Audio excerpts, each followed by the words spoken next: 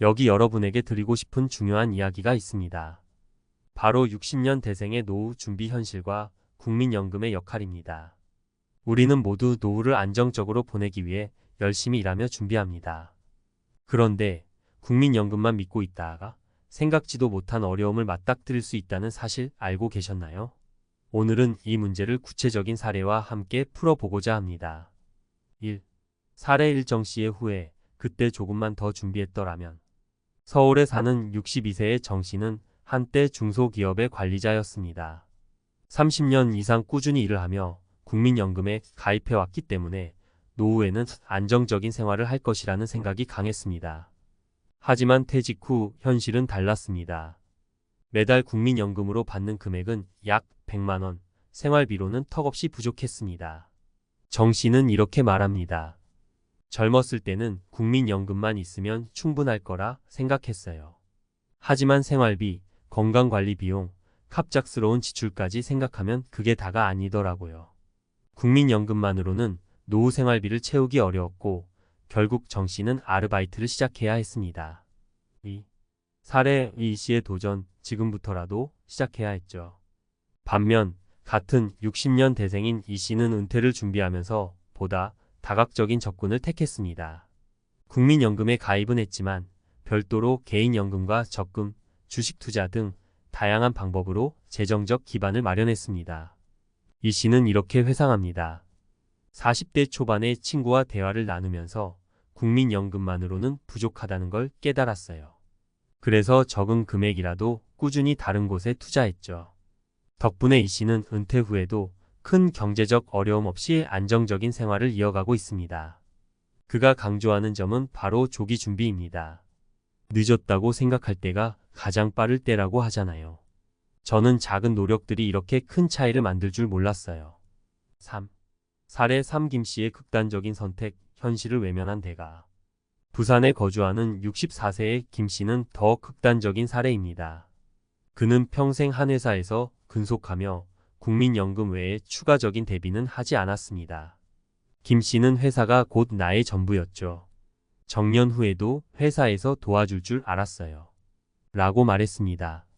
그러나 정년퇴직 후 몇 년이 지나자 국민연금만으로는 생활비를 충당하기 어려웠고 부채가 쌓이기 시작했습니다.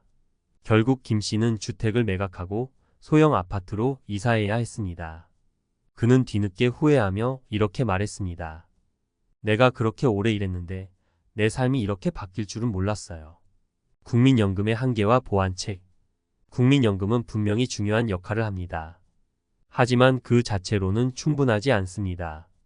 60년 대생을 비롯한 많은 사람들은 국민연금을 은퇴 후 안정적인 삶의 주요 수단으로 생각하지만 연금만으로는 예기치 못한 의료비, 생활비 인상, 경제 불확실성 등을 대비하기에 부족할 수 있습니다.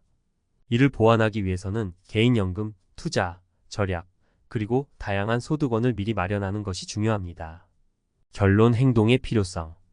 지금 이 글을 읽고 계신 여러분도 혹시 국민연금만 있으면 된다는 생각에 안주하고 있지는 않으신가요? 앞서 소개한 사례들을 보며 자신을 돌아볼 기회를 가지셨으면 합니다.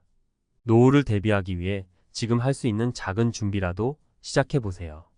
이 씨의 사례처럼 조기 준비가 큰 차이를 만들 수 있고 정 씨나 김 씨의 후회는 여러분의 이야기가 되지 않기를 바랍니다.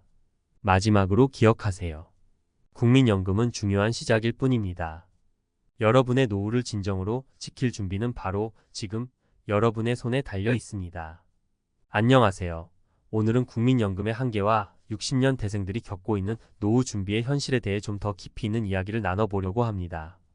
앞서 이야기한 사례들을 통해 우리가 국민연금에 대한 인식과 노후 준비의 중요성에 대해 고민하게 되었다면 이번에는 그보다 더 나아가 구체적인 대책과 전략에 대해 전문가적인 시각에서 말씀드리고자 합니다. 국민연금의 의의와 현실적인 문제점. 먼저 국민연금의 긍정적인 역할에 대해 짚어보죠. 국민연금은 기본적인 생활비를 보장해주는 중요한 사회 안전망입니다. 많은 60년 대생들이 직장 생활을 하면서 국민연금을 납부했기 때문에 노후에는 이를 통해 안정적인 생활을 할 수 있을 것이라고 믿었습니다. 그러나 실상은 다릅니다.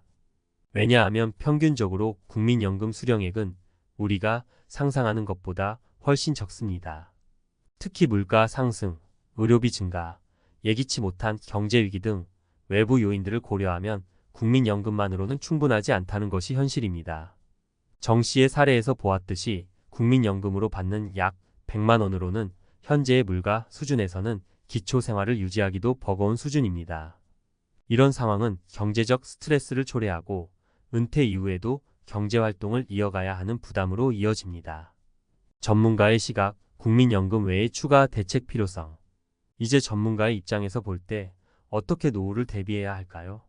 국민연금은 일종의 안전망으로서의 기능을 충분히 하지만 이를 넘어서는 준비가 필요합니다. 여기서 중요한 것은 개인연금과 자산 투자입니다. 국민연금은 기본적인 생활비를 보장할 수 있을지 몰라도 여유롭고 안정적인 노후 생활을 위해서는 추가적인 재정적 대비가 필요합니다. 예를 들어 이 시처럼 개인연금을 통해 경제적 안정성을 높이는 것은 매우 유효한 전략입니다. 개인연금은 국가가 아닌 본인이 선택한 상품을 통해 자신이 원하는 만큼 자금을 납입하고 은퇴 후 필요한 금액을 꾸준히 받을 수 있다는 점에서 큰 장점을 갖고 있습니다. 단, 이 또한 조기에 시작해야 복리 효과를 최대한 활용할 수 있습니다. 이 시의 예시에서 보듯 40대 초반부터의 준비가 큰 차이를 만들 수 있습니다. 자산 분산 투자와 다양한 수익원 확보. 한편 노후 대비의 또 다른 중요한 축은 자산 분산 투자입니다. 국민연금만으로는 부족하다는 사실이 점점 명확해지면서 주식, 펀드, 부동산 등 다양한 형태의 투자가 필수적이라는 인식이 강해지고 있습니다. 단, 투자에는 리스크가 따르기 때문에 무작정 시작하기보다는 충분한 공부와 전략이 필요합니다. 김 씨의 사례는 투자와 대비책의 중요성을 극명하게 보여줍니다.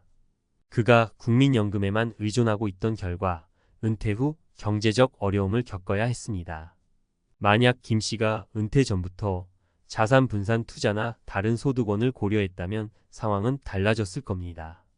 여기서 주목할 점은 투자란 꼭 큰 자본이 필요한 것이 아니며 소액이라도 꾸준히 투자를 통해 장기적인 성장을 기대할 수 있다는 것입니다. 사회적 지원과 노후에 대한 새로운 인식. 마지막으로 개인적인 노력뿐만 아니라 사회적 지원과 인식 변화도 필요합니다. 노후 준비는 개인의 문제이기도 하지만 사회 전체의 문제이기도 합니다. 정부는 국민연금 외에도 다양한 노후 대비 프로그램과 정책을 통해 국민들이 보다 나은 삶을 영위할 수 있도록 지원해야 합니다.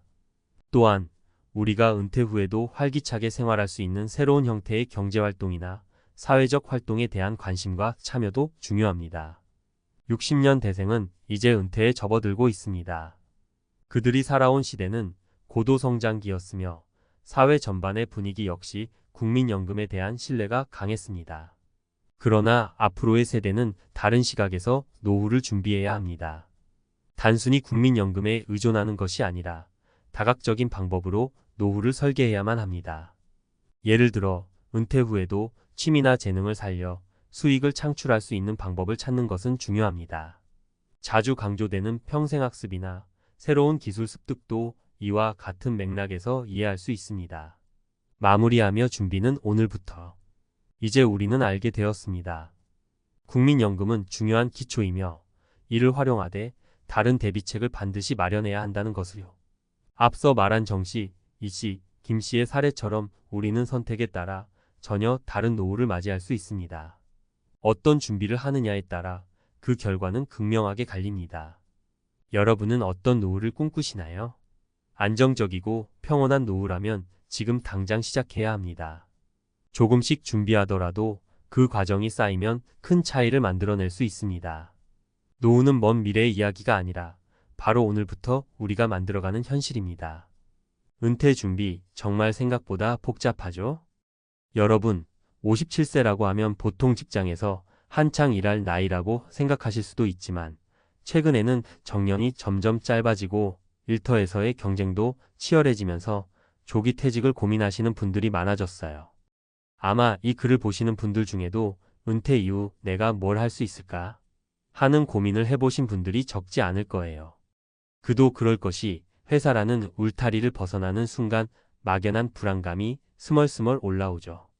특히 50대 후반, 60대 초반에 퇴직하면 사회 경험도 많고 일하는 방식을 잘 알지만 문제는 우리 몸과 에너지가 예전 같지 않다는 데 있어요. 20대나 30대의 열정으로 무작정 뛰어들기가 쉽지 않잖아요.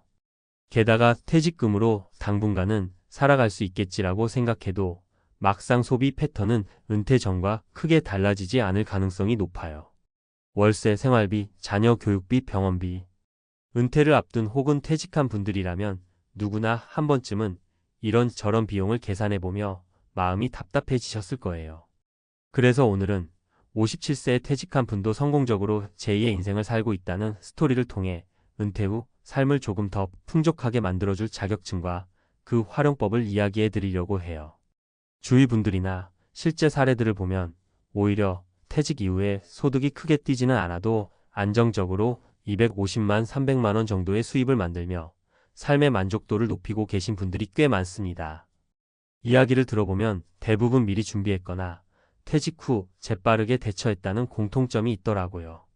그래서 제가 오늘 소개해드릴 3가지 사례도 은퇴 후 삶을 완전히 새롭게 설계한 분들의 실제 스토리입니다.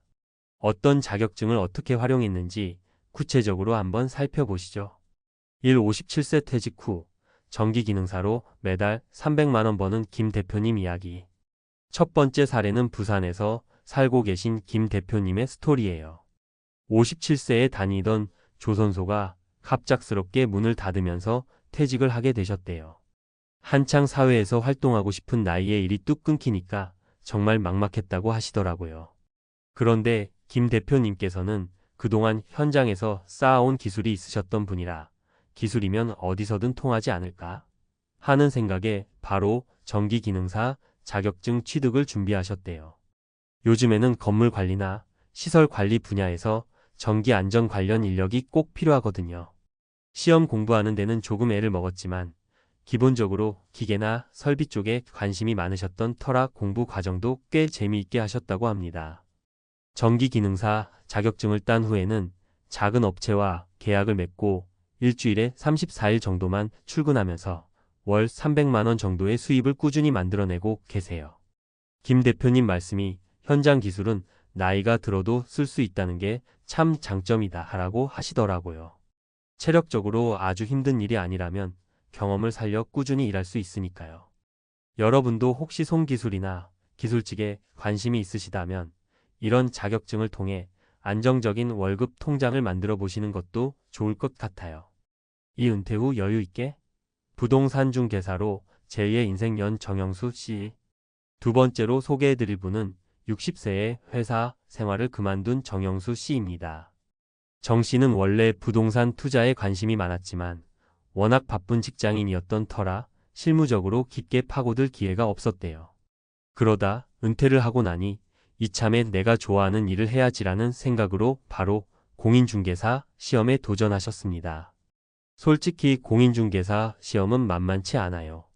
암기할 것도 많고 실무적인 내용이 꽤 어렵거든요. 정영수 씨도 첫 해에는 고배를 마셨지만 두 번째 도전에서 합격에 성공했다고 합니다.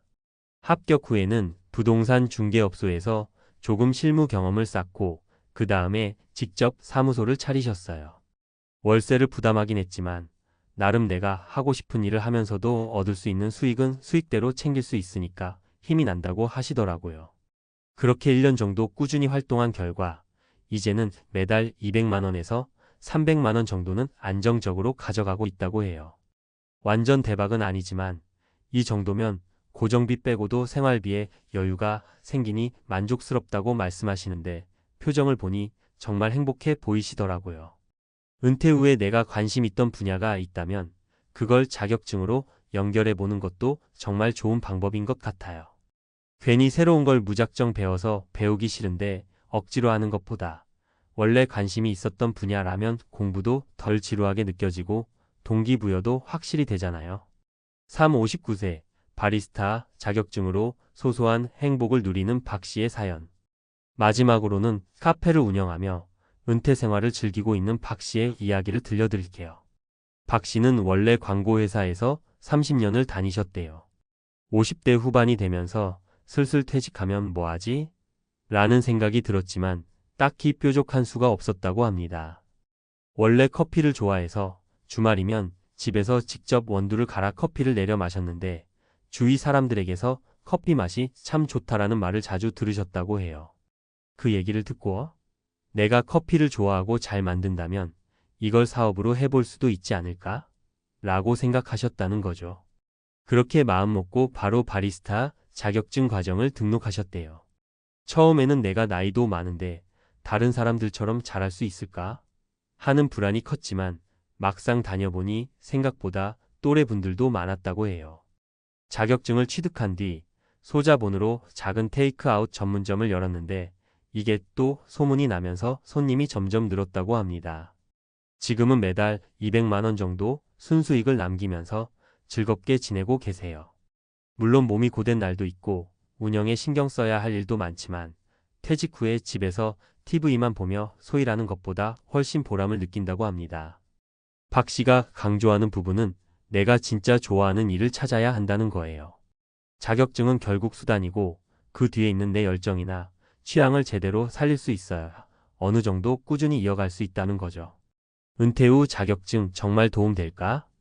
많은 분들이 자격증 딴다고 바로 월 300만 원이 가능하겠어? 라고 의문을 갖기도 하시죠. 사실 모든 사람이 다 같은 길을 걷는 건 아니고 자격증이 있다고 해서 무조건 떼돈을 번다는 보장은 없어요.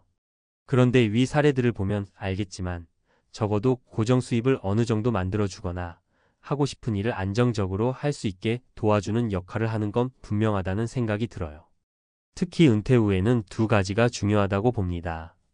고정비를 감당할 수 있는 수입원 퇴직금을 아무리 많이 받아도 결국 매달 나가는 생활비를 감당하기가 어려운 순간이 올 수 있어요. 이럴 때 소소하게라도 매달 통장에 일정 금액이 들어오면 마음이 훨씬 편하거든요. 하고 싶은 일을 하면서 사는 즐거움 50대 후반, 60대 초반이 되면 젊을 때와 달리 체력도 줄고 돈을 버는 목적 외에 삶의 보람을 찾아야 합니다. 내 흥미나 열정이 있는 일을 통해 일 자체를 즐길 수 있어야 오래도록 지속할 수 있거든요. 자격증이 꼭 정답은 아니지만 적어도 전문성을 증명하고 일을 구하거나 시작하는 문턱을 낮춰주는 도구가 되는 건 사실이에요. 게다가 자격증 공부라는 게 전혀 다른 분야를 새로 공부하는 과정에서 나 자신에게 투자하는 의미도 있잖아요. 그 점이 은퇴 후 삶에 꽤 큰 동기부여가 되기도 합니다. 마무리하며 결단은 빠를수록 좋다. 은퇴 준비라는 게 꼭 큰 돈이 있어야만 할 수 있는 건 아니에요. 중요한 건 빠른 결단과 행동입니다. 50대 후반부터라도 느끼는 게 있다면 즉시 공부를 시작하고 정보도 수집하면서 빨리 다음 단계를 준비하시면 생각보다 많은 기회를 잡으실 수 있어요.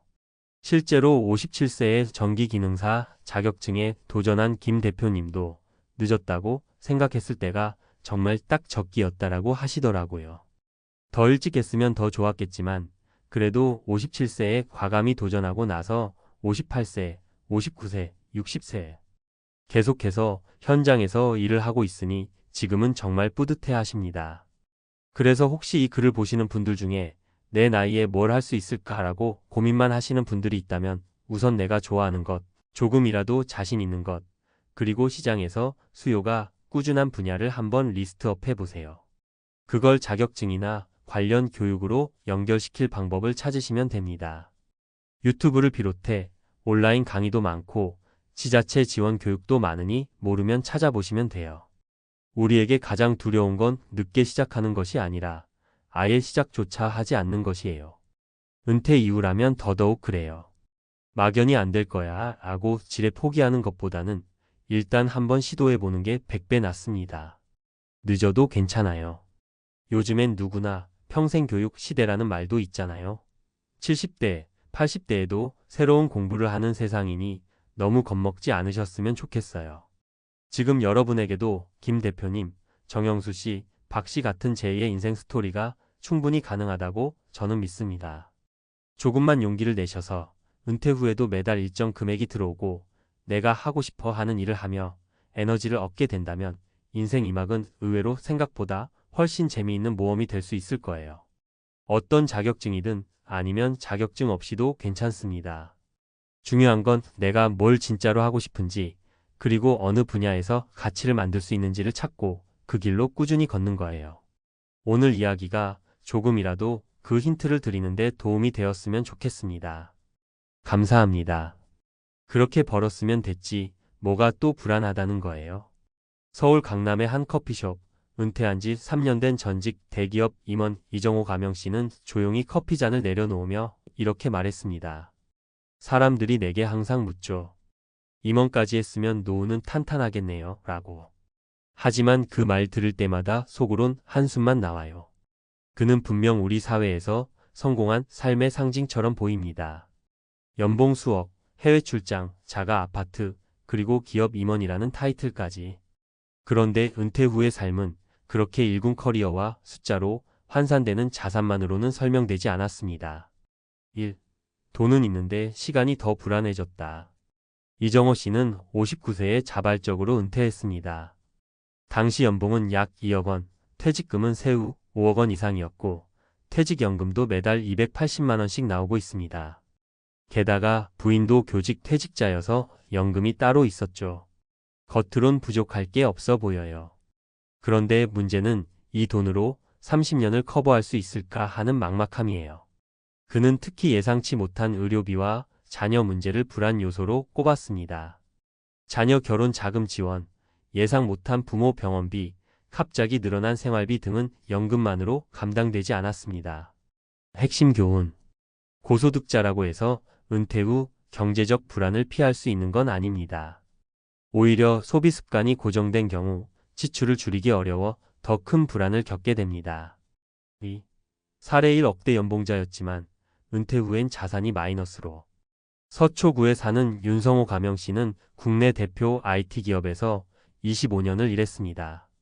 마지막 연봉은 1억 6천만 원, 퇴직금은 약 4억 원.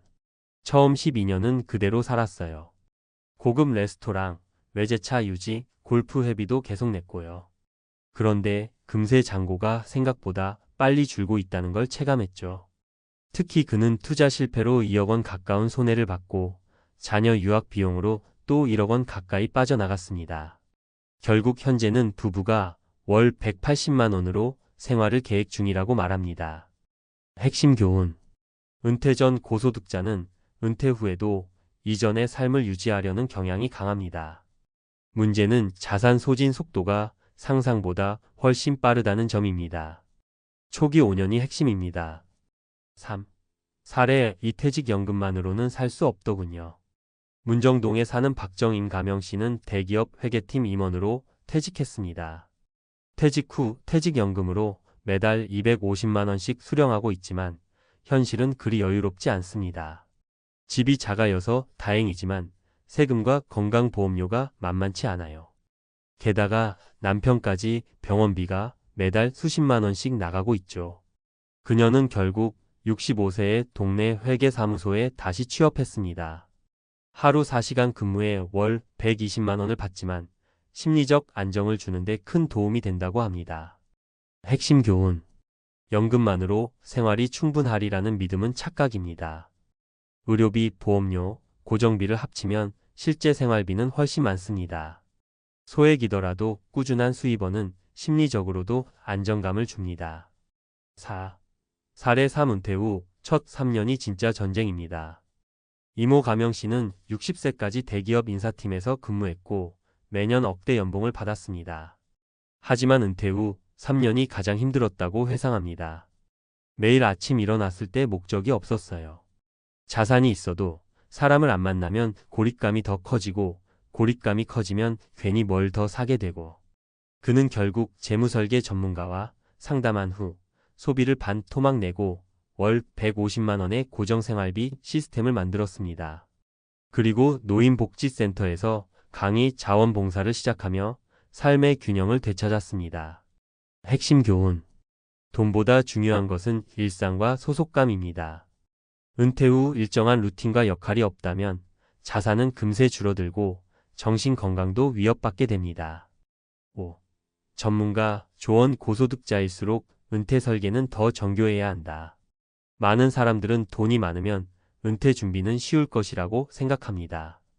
하지만 실제로는 고소득자일수록 자산 감소에 대한 체감이 크고 소비 전환이 어려우며 사회적 지위 상실에 따른 심리적 공허감도 큽니다. 고소득 은퇴자를 위한 필수 전략은 다음과 같습니다. 은퇴 전 3년간 지출 습관 조정 훈련. 연봉이 높을수록 지출도 큽니다. 은퇴 전에 지출을 실제 연금 수준으로 낮추는 훈련이 필요합니다. 고정 수입 구조 설계. 월세, 배당, 프리랜서 수입 등 예측 가능한 현금 흐름이 중요합니다. 의료비 대비 보험 재점검. 60대 이후에는 건강 관련 리스크가 급격히 커집니다. 실손보험, 암보험 등을 점검하고 중복가입 여부를 확인해야 합니다. 사회적 연결 유지와 활동 루틴 확보. 자원봉사, 강의, 동호회 등 삶의 목적을 제공할 수 있는 구조가 필요합니다. 맺은 말 은퇴는 끝이 아니라 전혀 다른 시작입니다. 이정호 씨는 말합니다. 내가 임원이었다는 건 이제 아무 의미도 없어요. 중요한 건 앞으로 30년 동안 내가 어떤 사람으로 살아갈지예요. 억대 연봉, 퇴직연금, 부동산 자산이 있어도 불안하다는 그의 말은 단지 돈의 문제가 아닙니다. 은퇴란 결국 내 삶의 구조와 정체성을 다시 설계하는 일입니다. 당신도 지금 그 설계도를 준비하고 계신가요? 서울 대기업 임원이 말한 현실 연봉연금이 있어도 은퇴 후 불안한 이유. 은퇴는 단순한 퇴직이 아닙니다. 특히 고소득자, 전문직 종사자, 임원급 인사들의 경우 은퇴 이후 재무적 심리적 환경 변화가 매우 극단적으로 나타납니다.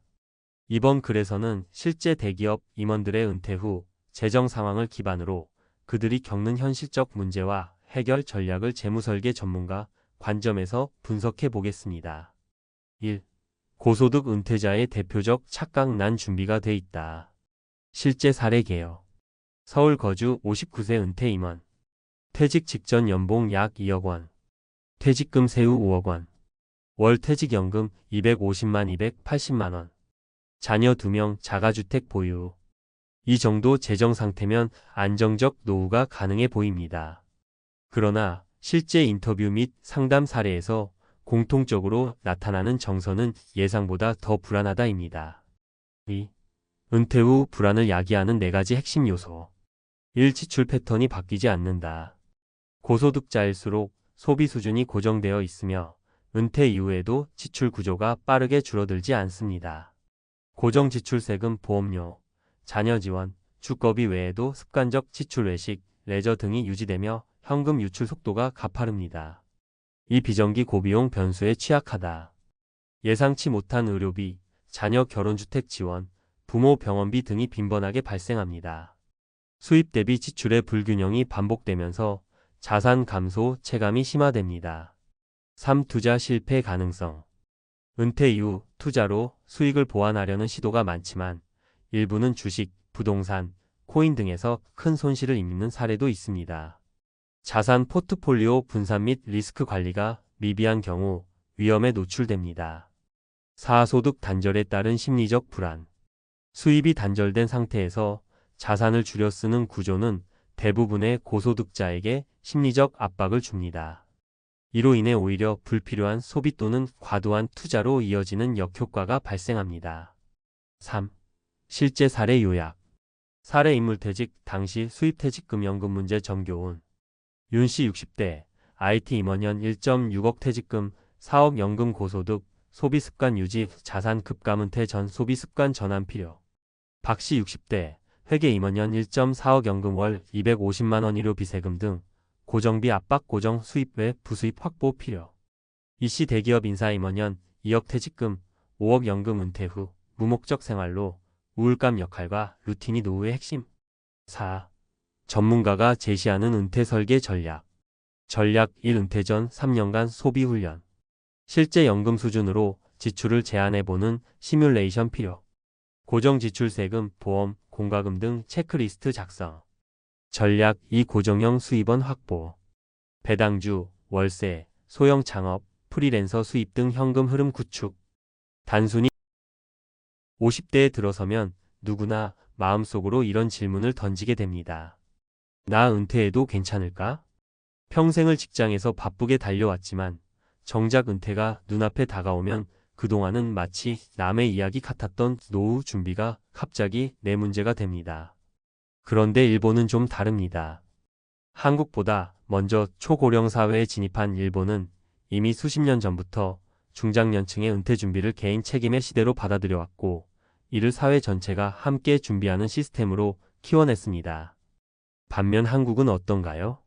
아직도 많은 사람들이 국민연금만 믿거나 자녀 뒷바라지에 인생을 다 쓰고 노후의 빈곤에 빠지는 일이 비일비재합니다. 나는 아직 괜찮아 하다가 갑자기 퇴직 통보를 받고 매달 빠져나가는 고정 지출 앞에 멘붕이 오는 분들 주변에서 많이 보셨을 겁니다. 그렇다면 왜 일본은 다르고 우리는 그만큼 못 따라가는 걸까요? 오늘은 일본 5060대들이 어떻게 은퇴를 준비하고 어떤 시스템과 마인드셋으로 노후를 버텨내고 있는지 구체적인 사례를 통해 알아보겠습니다. 1. 일본 은퇴 대비 핵심 키워드 준비는 50대부터. 일본에서는 이미 2000년대 초반부터 인생 100년 시대를 대비해 50대부터 은퇴 설계 교육을 받는 문화가 자리 잡기 시작했습니다. 이른바 라이프 플랜 스쿨, 은퇴 스쿨이라는 프로그램이 기업, 지자체, 대학 평생교육원 등을 통해 정기적으로 운영되고 있는데요. 이 교육에서는 단순한 재무 설계뿐 아니라 아래의 내용을 포함합니다. 퇴직 이후 수입 지출 분석, 연금 수령 시기 및 구조 이해, 제2의 직업 찾기, 가족 관계 재정립, 자원봉사 및 커뮤니티 활동 계획, 건강관리 및 식습관 개선. 한국처럼 퇴직금 받아서 빚 갚고 남은 돈은 통장에 넣어두자라는 단순 플랜이 아닙니다. 일본은 은퇴 후 3040년을 새로운 생의 이막으로 보고 설계하는 데 집중하고 있습니다. 2. 돈보다 중요한 건 역할이라는 인식. 일본 중장년층은 은퇴 후 가장 두려운 것이 수입의 단절이 아니라 사회적 역할의 상실이라고 말합니다. 그래서 많은 사람들이 자발적으로 은퇴 이후 파트타임 일자리, 지역 사회 참여, 취미를 통한 활동적 삶을 선택합니다. 예를 들어 일본 정부는 고령자를 위한 재취업 사이트인 실버인재센터를 전국적으로 운영 중입니다. 65세 이상도 가벼운 노동, 경비, 아이 돌봄, 텃밭 관리, 행정 보조 등으로 수익도 얻고 삶의 활력도 유지하게 돕죠. 한국은 아직도 나이 들면 집에서 쉬는 것이라는 인식이 강하고 은퇴 이후 우울증이나 무기력증으로 고생하는 분들이 많습니다. 3. 사례로 보는 일본식 은퇴 준비. 사례 1. 55세에 라이프 플랜 스쿨 입학한 사토시. 사토시 가명, 전직 은행원은 55세에 은퇴를 5년 앞두고 회사에서 권유한 은퇴 설계 과정을 수강했습니다. 그는 강의 중 자신의 연금 수령 시점을 조정하면 수령액이 연간 40만엔 증가한다는 사실을 알게 되었고, 실제로 수령 시기를 3년 늦추는 전략을 세웠습니다. 또한 제2직업으로 도서관 사서 보조라는 파트타임을 선택해 주 3일만 일하면서 월 7만엔의 부수입도 챙기고 있습니다.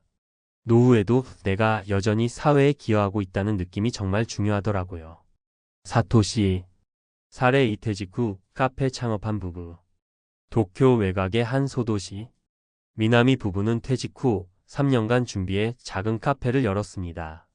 남편은 커피를 내리고 아내는 작은 디저트를 만들며 인근 주민들과 따뜻한 관계를 맺고 있습니다. 연금과 소득을 합쳐 월 25만엔 정도의 생활비로 충분히 자족 가능한 삶을 살고 있죠. 이들은 은퇴 10년 전부터 지역 창업지원센터에서 창업 교육과 컨설팅을 받으며 준비해왔고, 퇴직금 일부를 안전하게 투자해 운영 자금을 마련했습니다. 단순히 돈 버는 게 아니라 우리 삶의 리듬을 지키는 일이죠. 미나미 부부. 사례 3. 실버 인재센터 통해 재취업한 68세 남성. 오사카에 사는 마스모토 씨는 65세에 퇴직한 뒤 3개월간 아무 일도 하지 않고 시간을 보냈습니다. 하지만 점점 무기력해지고 체력도 떨어지자 실버 인재센터를 찾아가 지역 초등학교 교통안전지도 요원으로 일하기 시작했죠. 하루 2시간, 월 15일 근무하면서 5만엔 정도의 소득이 생기고 아이들과 인사 나누며 하루를 시작하는 삶이 큰 활력이 됐다고 합니다. 혼자 집에 있었으면 아마 병이 났을 겁니다. 지금은 하루하루가 보람이 있어요. 마스모토 씨. 4. 한국도 배워야 할 일본의 은퇴 문화. 일본이 특별히 부유한 나라이기 때문에 이런 준비가 가능한 건 아닙니다. 오히려 일본도 장기 불황, 연금 고갈 우려, 고용 불안이라는 문제를 겪고 있습니다. 그런데 차이는 마인드와 시스템에 있습니다. 은퇴를 끝이 아니라 변화의 시작으로 보는 관점. 기업과 지자체가 함께하는 교육 시스템. 고령자에게도 일할 기회를 주는 사회적 플랫폼. 노후에 필요한 것은 돈만이 아니라 사회적 연결이라는 인식. 한국도 이제는 국민연금이 얼마 나오냐 보다 내가 70세에도 어떤 역할을 할 수 있을까? 를 묻는 시대가 되어야 합니다. 맺은 말. 지금 준비하면 늦지 않습니다. 일본의 중장년층이 은퇴를 공부하고 설계하고 실행하는 모습을 보면 한 가지가 분명해집니다. 노후는 저절로 준비되지 않는다는 것. 우리는 50대, 60대에 더 큰 결단을 내려야 합니다. 한국에서도 점점 이런 흐름이 생겨나고 있습니다. 지금이 바로 나의 은퇴 설계를 막연함에서 구체적 플랜으로 전환할 때입니다. 당신의 은퇴 후 30년이 불안이 아닌 기대와 설렘의 시간이 되기를 바랍니다. 지금 일본에서 그 힌트를 얻어보세요. 일본 5060대는 이렇게 은퇴 준비합니다. 한국과 충격적 차이. 전문가 시각에서 본 일본식 은퇴 대비 시스템 분석. 1. 서론 일본과 한국 은퇴 준비의 구조적 차이. 한국과 일본은 모두 빠르게 고령화되는 사회입니다. 그러나 은퇴 대비에 대한 사회적 인식과 정책 대응은 매우 다릅니다. 일본은 이미 2000년대 초반부터 고령사회 대응 종합 정책을 수립하며 개인의 은퇴 준비를 사회 구조적으로 뒷받침하는 체계를 마련해 왔습니다. 반면 한국은 여전히 개인의 책임에 의존하는 방식이 강하고 교육과 제도적 지원이 미흡한 상황입니다. 2022년 기준 일본의 65세 이상 고령자 비율은 29%를 넘어섰으며 한국도 2025년이면 초고령사 회 65세 이상 인구 비중 20% 이상에 진입할 예정입니다. 이러한 상황에서 고령자의 경제활동 유지와 자산 기반 확보는 사회적 필수 과제가 되고 있습니다. 2. 일본의 은퇴 준비 시스템과 사회적 기반. 1. 라이프 플랜 교육의 제도화. 일본 기업과 정부는 중장년층을 위한 은퇴 설계 교육 프로그램을 정기적으로 운영합니다. 이른바 라이프 플랜 세미나 또는 은퇴 스쿨은 다음을 포함합니다.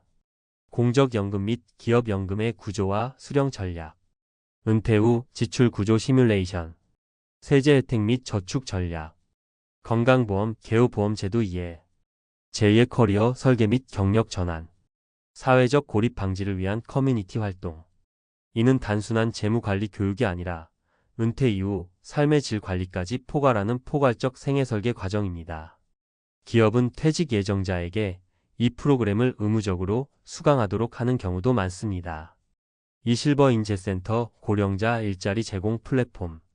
1985년 일본 노동부는 고령자 고용안정법을 통해 실버 인재센터 실버 휴먼 리소시즈 센터 제도를 도입했습니다. 전국 약 1,300개 지역에서 운영되며 60세 이상 고령자에게 지역 맞춤형 일자리를 제공합니다. 주요 직종은 다음과 같습니다. 행정보조, 초등학교 교통안전지도, 공원 및 시설관리, 원예 가정관리, 경비 및 안내. 이 시스템은 고령자의 사회참여 확대와 건강유지, 소득 보전을 동시에 달성하고자 설계되었습니다. 2023년 기준 약 70만 명 이상의 고령자가 실버 인재센터를 통해 활동하고 있습니다. 3. 기업연금 퇴직금 제도의 유연성.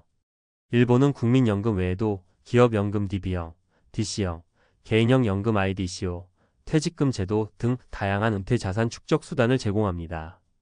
특히 IDCO는 개인이 자발적으로 납입하면서 세제 혜택을 받을 수 있어 50대 이상의 가입률이 증가 추세입니다. IDCO 개인형 확정기여 연금 세액 공제 혜택 연금소득 세율 적용. 기업연금 DCDB형 안정적 자산 축적 기반. 퇴직금 중간 정산, 유연성, 은퇴 전 창업 이직에 활용 가능. 3. 일본식 은퇴 전략의 사회적 성과. 일본 내 다양한 연구와 통계를 보면 이러한 준비 시스템은 다음과 같은 효과를 보이고 있습니다. 노후 파산 감소, 70세 이후 경제적 빈곤율이 한국보다 낮음. 고령자 경제활동 참여율 6,569세 노동 참여율이 2023년 기준 약 49%. 고령자 우울증 비율 감소, 사회적 역할 유지가 정신 건강에 긍정적 효과. 자산의 조기 소진 방지, 공적사적 연금 분산 구조로 유연한 자산 관리 가능. 4. 한국과의 비교 왜 우리는 따라가지 못하는가? 한국은 아직도 은퇴 준비에 있어 지나치게 공적연금과 퇴직금에 의존하고 있으며 사전교육과 사회참여 프로그램이 취약합니다. 2023년 기준 국민연금 실수령액은 평균 58만원 수준으로 노후 생계를 감당하기엔 턱없이 부족합니다. 게다가 기업의 은퇴 설계 교육은 사실상 전무. 고령자 일자리는 대부분 고된 육체 노동 중심. 제2의 직업 설계 지원 인프라 부재. 공적-사적 연금 비중 불균형, 사적 연금 활성화 부족. 한국은 아직도 퇴직금 국민연금이면 충분하다는 인식이 강하며 구체적 은퇴 시뮬레이션이나 생애 설계 교육이 부족합니다. 5. 전문가 제언, 한국이 배워야 할 일본의 4가지. 은퇴 교육의 체계화. 고용노동부 차원에서 중장년 생애 설계 교육을 제도화해야 함. 고령자 맞춤형 일자리 플랫폼 구축. 실버 인재센터와 유사한 지역 기반 시스템이 필요함. 사적연금 활성화 및 세제 지원 확대. IDCO와 같은 개인형 퇴직연금 도입 검토 필요. 생애 임학 설계의 사회적 인식 확산. 은퇴는 소멸이 아닌 전환이라는 패러다임 전환 필요. 맺은 말. 일본의 은퇴 준비는 단순히 자산 축적을 넘어 노후의 질을 높이기 위한 생애 전략입니다. 한국도 급속한 고령화를 앞두고 있으며 지금 시점에서 중장년층을 위한 종합적 은퇴 지원 체계가 시급히 요구됩니다. 정책, 기업, 개인 모두가 은퇴 이후 30년을 함께 설계하는 문화를 만들 때 고령사회는 위기가 아닌 새로운 기회가 될 수 있습니다. 지금 필요한 건 어떻게 버틸까가 아니라 어떻게 살아갈 것인가에 대한 명확한 답변입니다.